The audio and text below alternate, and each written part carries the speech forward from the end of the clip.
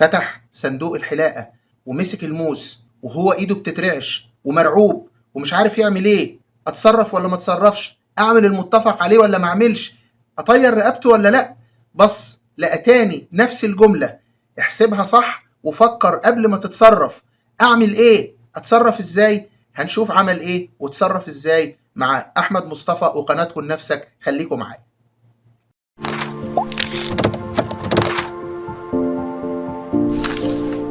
بسم الله الرحمن الرحيم. الحمد لله والصلاة والسلام على رسول الله وعلى آله وصحبه ومن والاه، ثم بعد. أحبابنا الكرام، لقاء متجدد مع حضراتكم دائما، وتعالوا دايما نستفيد ونسمع قصص مفيدة ناخد منها العبرة والعظة. والنهاردة قصتنا قصة مفيدة جدا، وقصة بتدينا وسيلة وطريقة ازاي نعيش في الحياة دي وازاي نحسبها صح. نشوف القصة بتاعتنا. قصة أحد الولاة، وكان والي على منطقة من المناطق، وفكر في مرة قال يعني أنا ليه منزلش وأشوف الناس ماشية ازاي وعايشة ازاي، أتتبع واتفقد احوال الرعيه زي ما بيقولوا. فعمل ايه؟ لبس وتنكر في زي تاجر. وطبعا ما كانش زمان في وسائل الاتصالات الموجوده والتلفزيون والحاجات دي، فكل الناس عارفه شكله. لا، يا دوبك مثلا يحط لسام كده وينزل بالفرس بتاعه او الحصان بتاعه يتجول، ومحدش هيبقى عارفه، خاصه ان مفيش التقدم العلمي اللي موجود دلوقتي.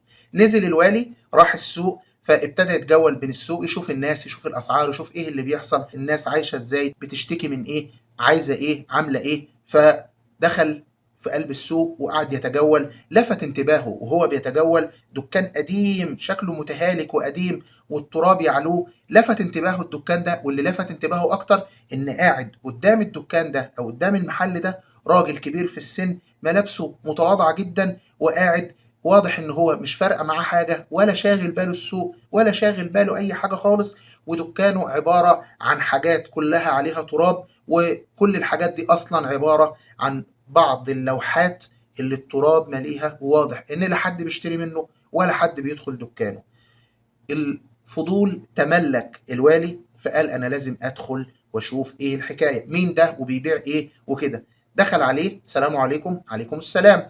حضرتك انا عاوز يعني اشوف انت بتبيع ايه وعايز اشتري منك. يعني انت في السوق هنا ايه البضاعه اللي بتبيعها؟ الناس بتبيع وتشتري، انت بتعمل ايه؟ قال له انا ببيع الحكمه.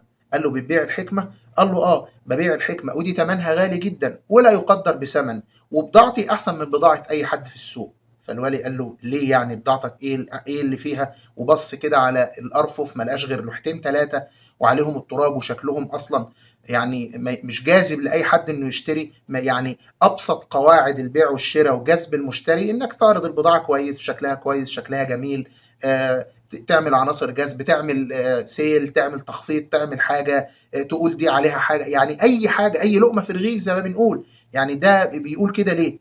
فقال له انا بضاعتي احسن من اي بضاعه في السوق، لان انا بضاعتي لا تقدر بثمن، انما السوق بيبيعوا الحاجه بثمن محدد، انا بضاعتي ملهاش ثمن. فالوالي مسك نفسه بالعافيه، مش عاوز يضحك، مش عاوز يقول للراجل وانت مثلا مجنون ولا انت في دماغك حاجه. فقال خلاص انا هكمل مع الراجل ده للاخر. قال له طب ايه عندك يتباع؟ قال له فاضل عندي اخر لوحتين ثلاثه، شوف لوحه منهم. دخل الوالي، بص اللوحات كلها عليها تراب، واصلا يعني هو مش عاوز يمسكها من التراب. فقال له خلاص انا هشتري منك لوحه، هتبيعها لي بكام؟ قال له هبيعها لك، بس عشان تبقى عارف ما عنديش فصال. قال له ماشي. قال له هبيعها لك ب 10000 دينار. الوالي يعني كان هيغمى عليه من الضحك. نعم، 10000 دينار؟ اللوحه دي ب 10000 دينار؟ قال له ايوه اللوحه دي ب 10000 دينار. فقال له ليه اشتري منك لوحه عليها التراب ب 10000 دينار؟ قال له والله ده سعري وده تمني اللي انا حاطه ومفيش فصال، اوعى تفاصلني لان مفيش فصال. فالوالي كبرت في دماغه وقال لك لا بقى انا هفاصل وهاخدها وهشوف الراجل ده يعمل ايه. قال له خلاص، مش هي انت عاوز فيها 10؟ هديك فيها 1000. البايع قال له ولا مليم هنقصه. قال له 2000، قال له 3، قال له 4، قال له 5، قال له لحد ما وصل معاه، لانه قال له هدفع لك فيها 9000 دينار. برضه الراجل رفض. الوالي قال له بص انا اخري 9000 دينار، هتديها لي ب 9000 دينار ولا امشي؟ الوالي قال انا هكمل معاه للاخر، ويمكن يكون محتاج ويمكن يكون حاجه، انا والي ومعاه فلوس كتير مش قضيه، وفي نفس الوقت اشوف اخر الفيلم ده ايه. الراجل بمنتهى الهدوء والثبات وهو قاعد على كرسيه قال له ما عنديش فصال. الوالي عمل نفسه هيمشي ومش هيشتري، متخيل ان الراجل هيقول له خلاص تعالى يلا 9000 من كده، طب نقسم البلد نصين خليها ب9.5.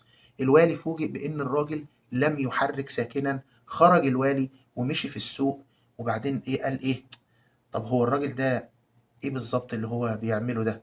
قال له طب ممكن ابص على اللوحة واشوفها. فبص لقى على اللوحة، احسبها صح وفكر قبل ما تتخذ اي قرار. فقال له دي الحكمة اللي هدفع فيها المبلغ ده؟ لا يا عم مش عاوز. خد بعضه وخرج. وبعدين بعد ما خرج قعد يفكر كده، هو ايه اللي انا عملته ده؟ هو انا عملت كده صح ولا غلط؟ وهل الحكمة دي فعلا تستاهل المبلغ ده؟ وليه الراجل ده كان واثق قوي كده؟ وبما ان الفلوس طبعا مش مشكلة قوي عند الوالي، وممكن ناس كده كده بتيجي بتاخد فلوس وعطايا وهبات، فقال طيب انا همشي مع الراجل ده للاخر وهرجع وهاخد اللوحة. قعد يدور تاني على مكان الدكان، رجع دخل عليه قال له خلاص انا هشتري اللوحة. قال له بالسعر اللي انا قلته، وفي شرط كمان. قال له كمان في شرط؟ قال له ايوه في شرط، هتشتري اللوحه بالسعر اللي انا قلته وبشرط اللي انا هشترطه عليك. قال له اتفضل يا سيدي. قال له شرطي انك الجمله اللي هتلاقيها موجوده على اللوحه دي تكتبها في كل مكان انت عايش فيه، وتكتبها على هدومك، وتكتبها على الادوات اللي بتستعملها، وتكتبها على المرايه اللي بتسرح شعرك قدامها، واكتبها قدام باب بيتك، اكتبها في كل مكان. قال له ايه الشرط الغريب ده؟ قال له ده شرطي. موافق تدفع الفلوس وتلتزم بالشرط، شيل اللوحة. مش موافق، أنا ما عنديش لوحات للبيع.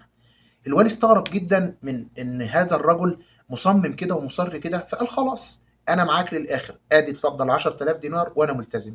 فعلا خد اللوحة، ركب الحصان. أول ما وصل على باب بيته نادى لواحد من الخطاطين، قال له تكتب الجملة دي، احسبها صح أو اعمل حساب كل حاجة قبل ما تتصرف. نفس الجملة اللي قالها له، وقال له اكتبها على باب البيت، اكتبها لي على باب الغرفة، اكتبها لي على المراية، اكتبها لي على صندوق اللي بستعمله عشان امشط شعري واللي ستاتي بيمشطوا شعرهم عشانه، اكتبوا لي على عده الحلاقه، اكتبه لي على بعض الملابس.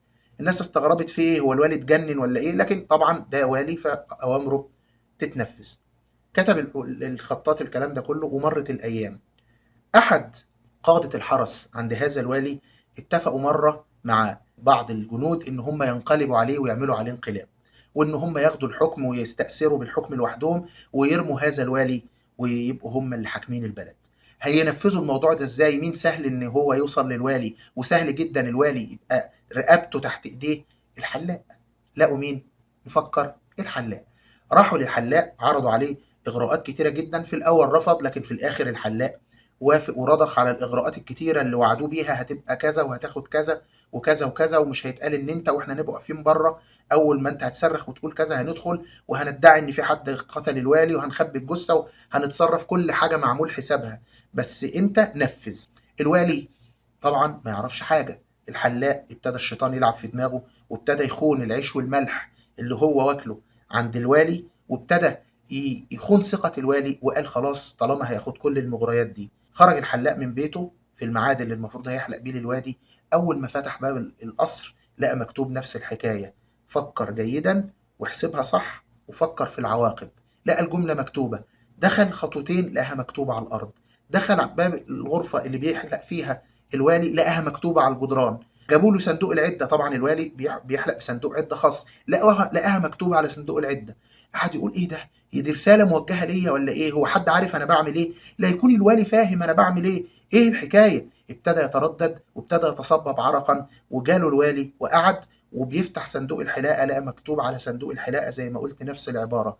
مسك الموس ولسه هيحلق، ايده ارتعشت. الوالي حس ان في حاجة غلط. ابتدى الوالي يحس ان في حاجة بتتخطط أو في حاجة مش طبيعية. الحلاق بيعمل كده ليه؟ ليه بيفكر كده؟ مسكته للموس غير كل مرة. فمسك إيده وقال له تعالى، هو في إيه بالظبط؟ الحلاق انهار من البكا وقال له انا هقول لحضرتك كل حاجه، في مؤامره كذا كذا كذا كذا بتتدبر عشان كذا كذا كذا، وانا المفروض النهارده ان انا اطير رقبتك بالموس وانا بحلق لك، لكن انا شفت العباره دي كل حته، حسيت ان كأن حضرتك عارف وان انت بتوجه لي انذار، او ان ده يعني كمين موجود لي معمول لي او اي حاجه. انا بتاسف لك، الوضع كذا كذا. حكى له على كل القصه. فكان ماذا؟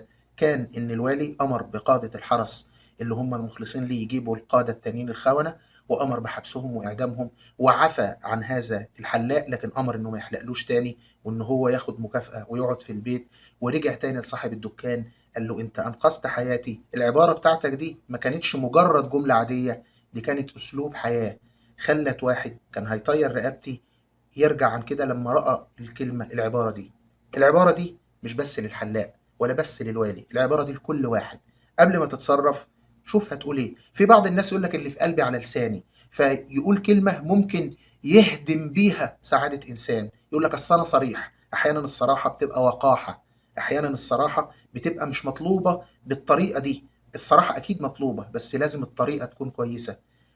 لازم نفكر قبل ما ناخد أي تصرف، احسبها صح، فكر صح عشان العواقب تكون سليمة. أتمنى تكون الرسالة وصلت، أتمنى تكون دخلت قلوبنا. أترككم في رعاية الله وأمنه. سلام الله عليكم ورحمته وبركاته.